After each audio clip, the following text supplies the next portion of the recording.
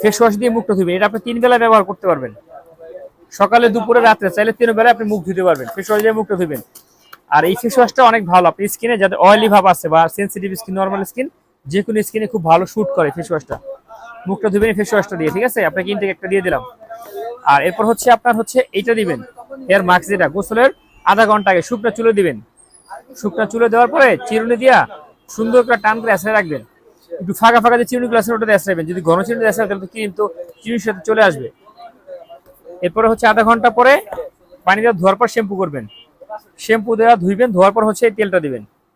সপ্তাহে 2 থেকে 3 দিন দিবেন। প্রথম সপ্তাহে দিবেন 3 দিন, পরের সপ্তাহে দিবেন 2 দিন। এইভাবে আপনি ব্যবহার করবেন। আলহামদুলিল্লাহ দেখেন যে 1 সপ্তাহ থেকে 10 দিনের মধ্যে যখন আপনি রেজাল্ট পেয়ে যাবেন। সেখানে আপনার ভিডিওটা তো দেখতে পারবেন, সমস্যা নেই, দেখেন। আর ফেস ওয়াশটা কিন্তু অনেক ভালো ফেস ওয়াশ, এটা কিন্তু সবাই দিতে পারবেন আপনারা। আন্টিও কিন্তু মুখ ধুতে করে দেয়।